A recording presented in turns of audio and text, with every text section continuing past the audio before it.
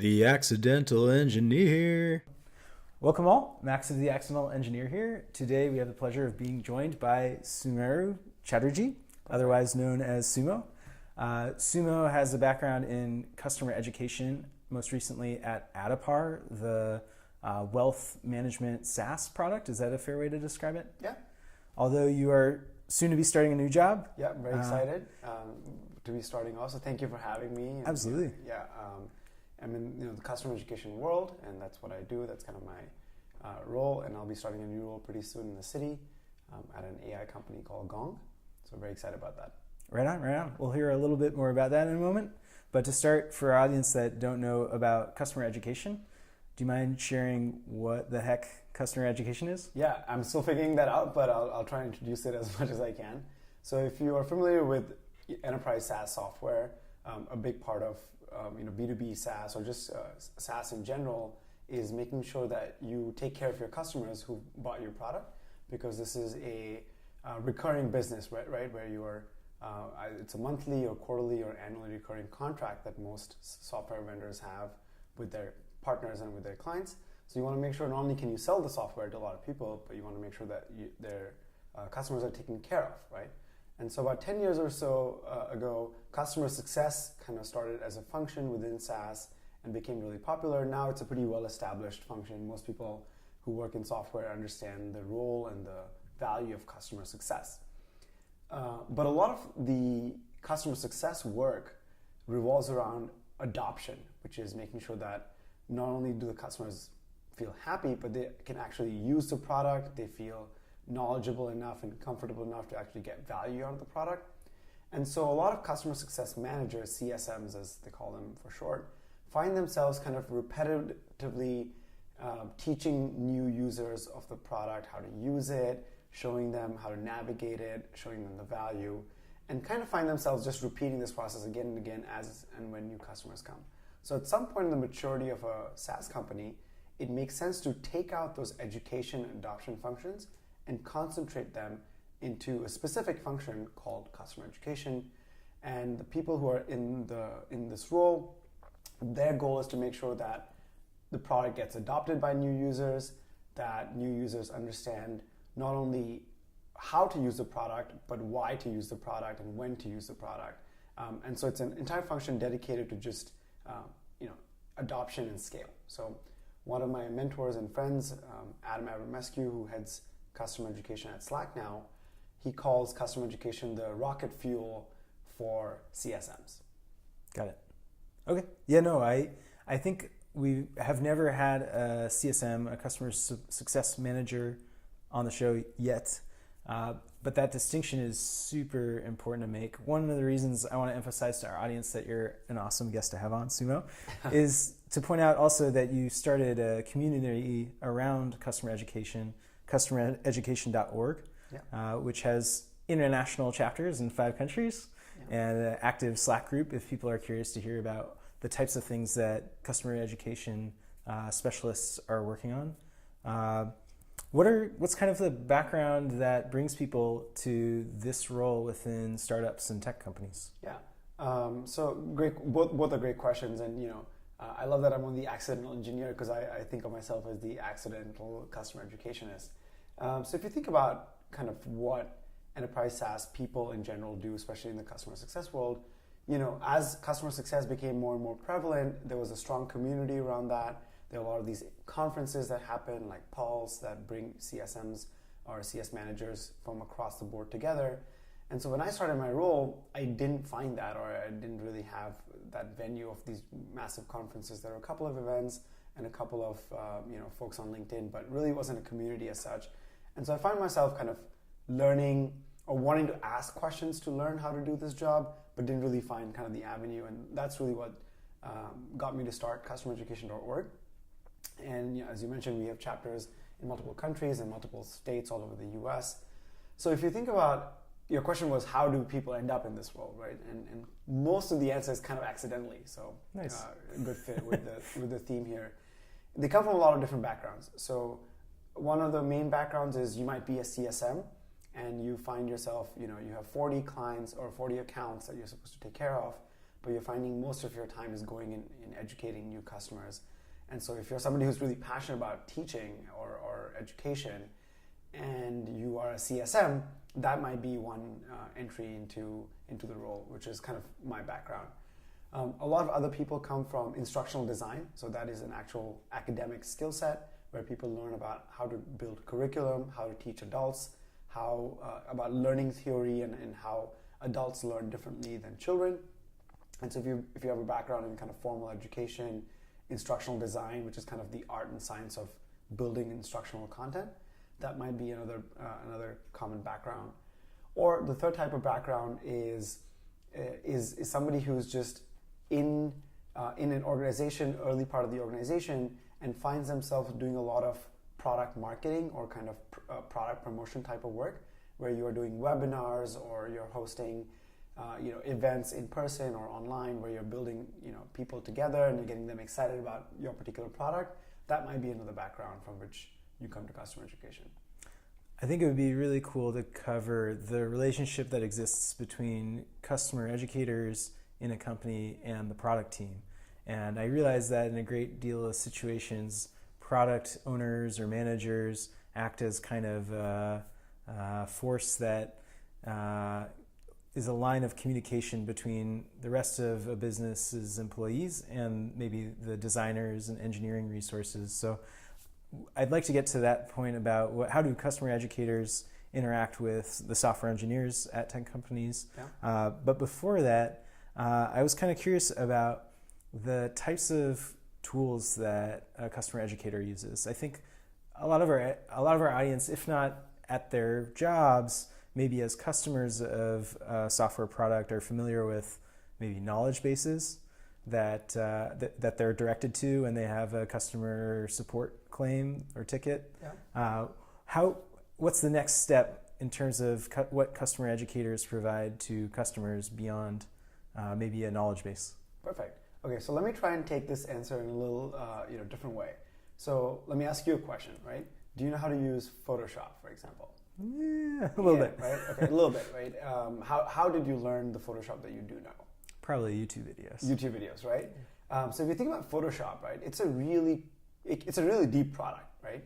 But you can also use it to just convert a photo to black and white, right? So you have this one use case, which is just I have a photo, I want it to turn black and white, and you can use Photoshop for that. All the way to the point where you can build an entire career on Photoshop, right? And so if you think about Photoshop, really deep product, and the learning around Photoshop is a pretty deep learning experience, all the way from a simple Google search to kind of professional college level, Adobe or Photoshop classes that you might take. And so designing that experience for every type of learner of Photoshop is what somebody at Adobe who's in customer education, what their job is, right? And they happen to be friends of mine, so I know they do a fantastic job. And so at a high level, the kind of calling or the job of a customer educationist is to design the full experience of all types of learners for all jobs on one product, right? So the way, the mediums they use, the channels they use for education really can vary, and the tools they use to build those experiences can also really vary, right? So you mentioned knowledge base, which is kind of probably, as you mentioned, the most commonly understood, where you have this site and you're searching for how do I do X, or maybe you're watching a quick video on just how to navigate a certain technology tool. So that's one aspect, right, which is knowledge base. And then you have another aspect, which is a more formal training program, like an online course. For example, if you're familiar with Coursera or some of these online MOOCs where they have kind of a structured learning experience, that's another area of customer education, typically built on top of a learning management system. So that's one of the big tools that we use in our work, which organizes kind of a learner profile and the learner journey and sees how a person is progressing across different courses, and maybe you give them badges and maybe you give them certifications as kind of incentives to keep moving. So you have your knowledge base, then you have your LMS or your learning management system. You might have some in-app kind of small guides or walkthroughs that allow a user to just click through and learn certain things. So you might do a lot of in-app stuff, and that's kind of a newer area of customer education, which is gaining a lot of traction. So those are three main avenues. And the fourth one might be a more informal learning experience, for example, building a community amongst your different customers where they can ask each other questions or use some kind of a Stack Overflow type of system where they ask questions and they upvote and downvote answers. So there's community-based learning, there's formal learning, there is your in-app walkthrough learning, and then you have your knowledge-based, which is your search learning. And you can combine all four of these into a kind of a cohesive, online academy or just like online learning center, which a lot of customers or a lot of tech companies are doing as well. A lot of our audience might not know that there's an aspect to customer education that could entail traveling to the customer physically and being on premise in a customer's offices maybe and sitting with them at the keyboard. I mean, I realize there's a dimension to that might be required in terms of the sales cycle and sales process of, really getting a customer to buy in and sign the contract for a sale. But for our audience that might be curious about just how far they should take shadowing a customer, I realize this is a case-by-case basis, but what's kind of a framework for our audience to think about how to engage with customers? Yeah, that's a great question. And I think we're still kind of figuring out the answers to that as we go. In the previous question, I mentioned kind of 4 learning types or 4 learning mechanisms. The fifth one, obviously, that I left out is the one you mentioned, is kind of the in-classroom experience, either on site or where the customers come on board. And there's a lot of experimentation, a lot of cool things that are happening here. 10, 15, 20 years ago, you kind of think of these boring classrooms with boring PowerPoints where everyone's like falling asleep, but people have really revitalized and a lot of excitement and energy around in-person experiences, because at the end of the day, a lot of people learn best when they're with somebody in person, and they might not want to do an online course or search for themselves. So a lot of work being done there. I think, generally speaking, customer educations lean towards things that are repeatable. So instead of going on premise where you are spending all your time with one customer, maybe you're designing experiences that are in big cities where customers can come together and meet up in kind of a small conference setting or like a more personal, learning lab setting. So there's a lot of like kind of in-person labs that are happening, these user meetups. So a lot of work goes on, but for the most part in customer success, any kind of customer success, you want to have repeatable and scalable processes, right? So the more time you're spending customers one-on-one, it does take away time from other customers that you could be spending. So obviously for your largest, most complex enterprise clients, that's something you may have to do. But for our regular kind of what we consider mid-market or mid-tier segments, you really want to have scalable experiences. And the upside of that is when you bring a lot of different customers in one room together, you'll notice that they actually learn the most from each other, right? So you don't have to do much work because they're asking their peers and colleagues how they're using your tool and kind of learning, trading notes. And that's kind of the most exciting part of being in person. So lots of work happening there as well. Definitely. That's something I at least observe in software engineering a ton, is people who are early in their learning journeys are oftentimes the best educators. Yep. I mean, they're just aware or better aware of the beginner mindset and what the problems were as a beginner than somebody who might no longer be a beginner, for sure. 100%. And the best way to learn, as I say, is to teach. So when we get people in the classroom together, we'll ask them to teach each other. And that's how most of the learning happens as well. I realize that some of the discussion about best practices of customer education are probably happening within customereducation.org and the meetups you guys have and the online conversations that happen on the Slack group. But what are kind of the most popular topics of discussion in the customer education community? Great question. And I wanted to kind of just clarify what we do here. So, I started customereducation.org about 2.5 years ago. It was just 3 or 4 people to trade notes. And this is kind of people who have this role in different companies, or maybe are discovering that they actually have this role and they didn't even know it, and are accidentally finding themselves in the role. Since then, the community has grown to more than 400 people across all over the US, but also a couple of international chapters, and we have vendors as well as practitioners and as well as consultants all in this community. And lots of conversations happening. We've exchanged more than 20,000 messages this year, and there's kind of a couple of themes, right? So the first theme is, hey, I've heard about customer education. I think I'm doing this job. Am I doing this job? So it's a lot of just kind of validation of am I the only one out there, right? And so there's a lot of feeling for people who are new to this role saying, I feel like I'm the only person doing this. I just want to connect with other people who might have similar situations. So that's one big theme. The second big theme, which is you kind of briefly touched on, is people, because this is a new, kind of relatively new skill set or relatively new part of customer success, people want to know how they're building tech stacks. So they're reaching out and saying, hey, what are you using to track your learner journeys? Or what are you using? How are you, what tools are you using to build content? Are you outsourcing it? Are you insourcing it?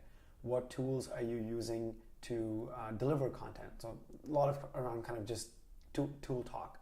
And the third, which is a newer and more exciting aspect of customer education, is people really want to dive into analytics and outcomes, right? So one of the kind of challenges with customer education is that some of the work we might do may sound a little fuzzy, right? Like, how do you know that you're being effective? How do you know that you're generating ROI for the company, right? Education sounds great, but is the education actually worth it, right? Is a client or customer who uses education more likely to renew? Are they a better user of the product? So how do you measure these things? How do you verify whether you're effective? How do you calculate your ROI to the business?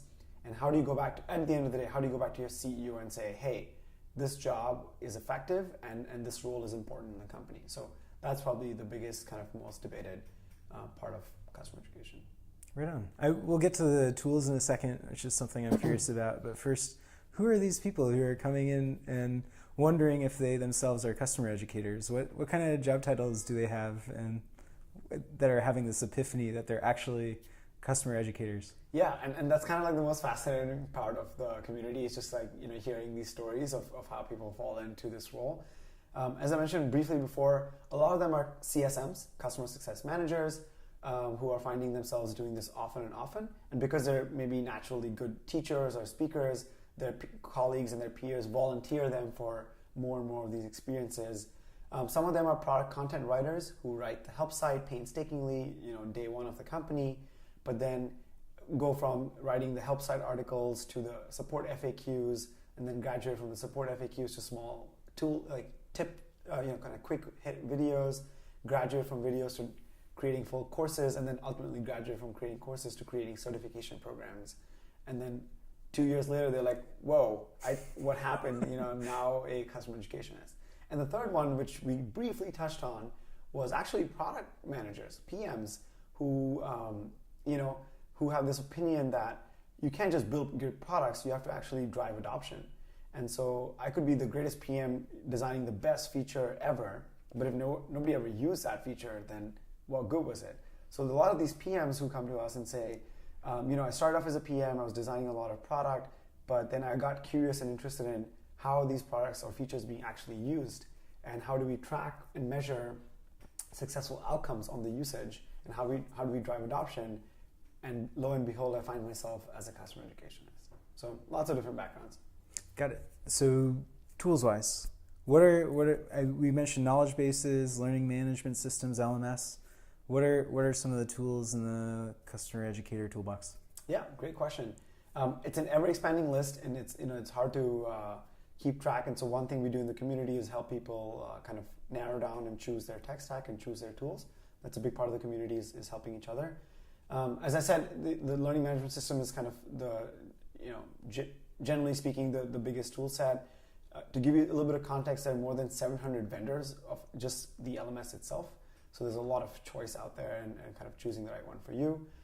Content authoring is a big one. So when you're producing content, whether that's video content or self-guided instructions or courses or virtual labs, case studies, you need to produce that content and author that content using video tools, audio tools, and specifically e-learning content authoring tools. So that's a big one. And then the skill set is kind of expanding. So there are these new protocols around XAPI, which is how we track learner engagement and learner analytics. So there are a lot of these tools around how to track a learner journey and what action statements get passed into a learning record store. So a lot of the things around XAPI and kind of tracking, that's probably a big one. And the last one is not really a tool set, but it's kind of a mindset, is that at the end of the day, customer education managers are still designing, right? And so they are still designing learning experiences. So all the experiential design tools that apply to either UX design or just pure communication design also apply to customer education. So just principles of UX, principles of visual design, principles of communication design, all are super important kind of skill sets to have. This reminds me a great deal of a very successful startup, Zapier. They grew their business primarily through SEO, I believe, and it makes me think about the example we talked about earlier with Photoshop and making a photo go from color to black and white.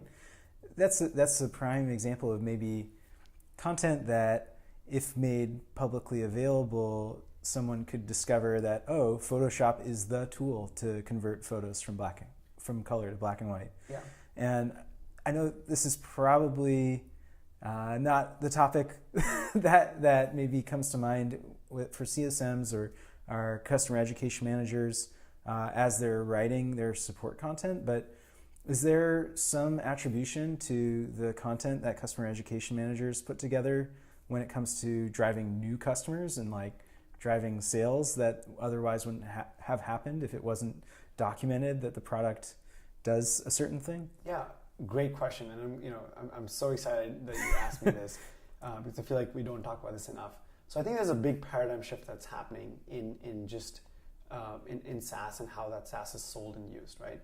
A lot of companies are going from the mindset that we want to teach how to use our product, or we want to make our product the best product in the market, and shifting that focus from saying, how do we make our user or our potential user a better version of themselves, right? So you're saying you're not selling a tool, right? You're selling a better version of your customer, right? So nobody wants to buy Photoshop.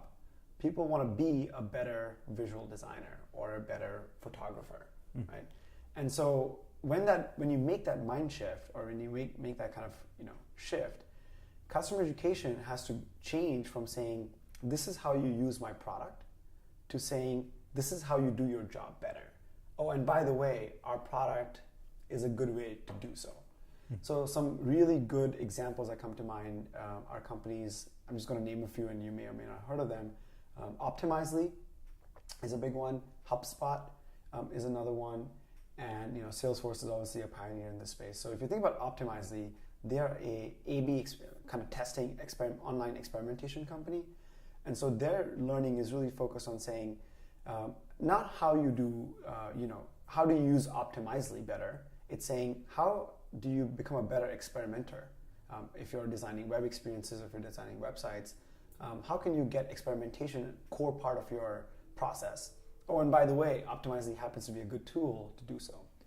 With HubSpot, a lot of it is like, how do you do marketing better or social marketing better? Oh, and by the way, HubSpot happens to be a good tool to use. And so we're seeing that shift. And because we're seeing that shift happen pretty dramatically, a lot of customer education is now focused on pre-sales efforts. So at Addepar, which was my previous employer, our customer education team partnered very closely with our sales team to host these pseudo training events that were only open to prospective customers. So it was a training session, and it was a kind of experience designed to show you how to be a better wealth manager. And by the way, the tool that was powering that experience happened to be Addepar. So a lot of people would come attracted to that training to just learn about how to be a better wealth manager, how to be more efficient, how to use technology. And that's how they discovered Addepar as the tool of choice. And that made Addepar seem like we were presenting ourselves as a thought leader in the wealth management space, not only just in specifically the technology itself. So we're seeing a lot of that happening. We're seeing a lot of these people lead with saying, this is how you do your job better in the industry as a whole. Our tool is just a small aspect of it, but they're really leading with the thought leadership, and that creates a really good cycle within sales, marketing, and then finally customer success. Yeah, I know this is a huge topic in sales, is like sales collateral and like how to take a cold lead and inform them or make them engage with the pitch in the first place. Yeah. And I see a lot of opportunity where customer education is, dovetails really closely with marketing and sales and driving revenue for businesses. Yeah, and that's already happening, right? It's already happening. A lot of customers or a lot of my peers in our customer education or our community already doing this. And we're tracking the difference between prospects who go through training versus don't go through training. And we're, at Addepar, we know that, our close rate of prospects who came to training was 2x of prospects who did not attend any training event. Right? I want to emphasize that.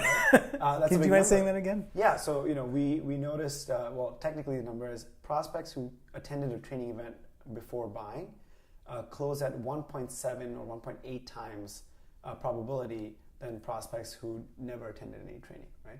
Obviously, there's a little bit of bias there because people who come to training are probably generally more excited and more eager anyway. And, but for the most part, you have to avoid those and just focus on correlation, right? You can't prove causation anyway. So you say, wow, if somebody's coming to training and they're more likely to buy the product, that means they should come to training and that's a good experience. Yeah, I think there's a ton of specifics we could get into about the types of programs that customer educators can run in terms of, adding steps to maybe the sales process or the post-sales process. The thing we haven't touched yet is how customer education managers interact with maybe the software engineers on a software product. What's the feedback loop look like? I mean, it sounds like customer education managers have a ton more exposure to maybe, if not in person with customers, at least the data about how customers are using a product than software engineers. So what's the feedback loop look like between the two teams? Yeah, fantastic question. I think, and it changes as a company goes in maturity, right? So if you think about it, in a very early small startup, right, the engineer who's building the product will be the most knowledgeable about the product because he's kind of the PM, he or she is the PM as well as the engineer, right? So that's just one person. At some point in the maturity, you start hiring product managers, and their job is to interface on the product side and then let engineering really focus on the build side, right?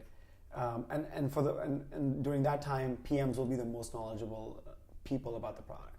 Then as a company matures, you start having CSMs, right? And CSMs are directly interfacing with their clients, and PMs might become more focused on one area of the product or versus the other.